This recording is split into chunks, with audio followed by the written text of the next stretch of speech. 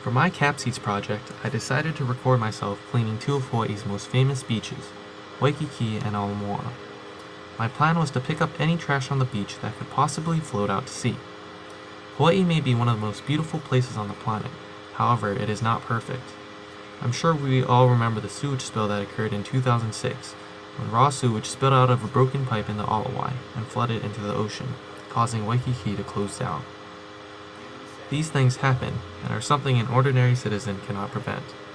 However, people can make an impact to saving our oceans by simply picking up their trash. Plastic, styrofoam, and paper are all forms of trash that are flushed out into the oceans if not disposed of correctly. There are many causes of ocean pollution, such as oil spills, fertilizer, pesticides, sewage, toxic waste, and solid waste. Oil spills have devastating effects to marine life. This was evident during the Gulf spill that affected much of the southern coast of the US, killing not only marine life, but land ones as well, especially the birds. Despite all this, oil spills are only responsible for 12% of the ocean pollution. According to the US National Research Council, 36% of oil pollution comes down drains and rivers as waste runoffs from cities and industries. Fertilizers from farms and lawns cause a big problem for coastal regions, because the extra nutrients cause eutrophication that depletes the water's oxygen and suffocates the marine life. The result of this has caused dead zones in places like the Gulf of Mexico and the Baltic Sea. Sewage is another problem that is polluting the sea. 80% of urban sewage discharged into the Mediterranean is untreated. This could lead to eutrophication and beach closures, such as what happened in Waikiki. Toxic waste from pesticides do not just pollute the air, but the ocean as well. It has been recorded that polar bears, which feed on seals, contain contamination levels 3 billion times higher than their environment. Plastic is the most commonly found trash in the ocean. It does not decompose, however, it does break down when exposed to sunlight through a process called photodegradation. What happens is, ultraradiation in sunlight causes the plastic polymers to cross-link, making the plastic brittle and allowing it to break down into smaller pieces. The North Pacific Gyre extends from the coast of California all the way to China. This is where much of the trash floating in the sea accumulates due to a series of currents in the Pacific Ocean. This trash was found by oceanographer Charles Moore back in 1997 when he was sailing across the Pacific. He's been taking samples and researching the gyre ever since. Through his research, he has found that some samples contain 6 times more plastic than plankton. The gyre now contains 3.5 million tons of trash, 80% of that being plastic. The gyre now is estimated to be 2 times the size of Texas. Through recent samples, Charles Moore has found out that within a span of 5 years, the amount of trash has doubled. It has recently been discovered that fishes and birds are now eating the plastic located in the gyre. According to oceanographer and aquatic filmmaker Fabian Costo, who was shown on the Oprah Winfrey Show, gyres are common throughout all oceans. The North Pacific Gyre is just the biggest one.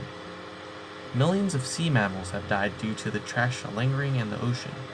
In some cases, marine mammals such as the beluga whale have been diagnosed with breast cancer due to the chemicals they are ingesting.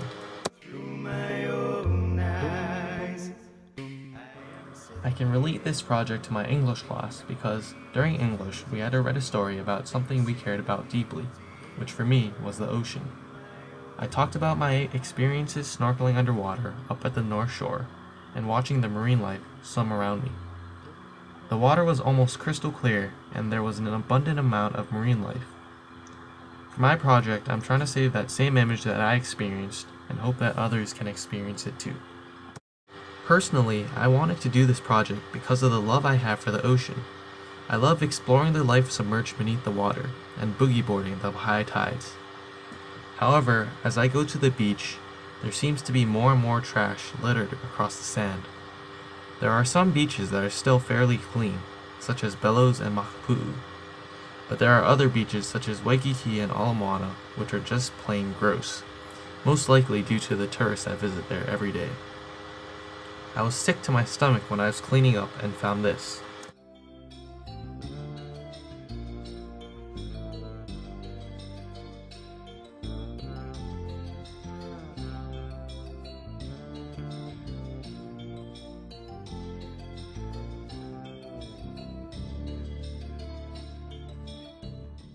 Hopefully, I won't ever encounter one of those on the beach again.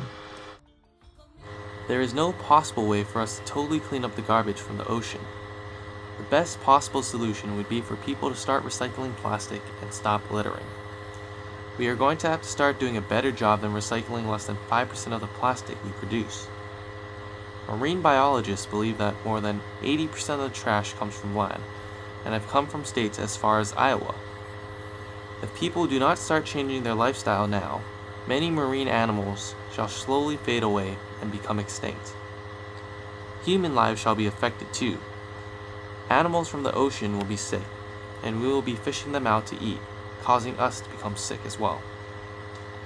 In order for us to keep the seafood chain intact, we must quit polluting the ocean and find solutions to help clean it up. I started off this project by cleaning up 2 beaches. However, after researching for this project, I have been motivated to do more. My life goal is to help clean the beach for 15 minutes every time I go before I jump in the water.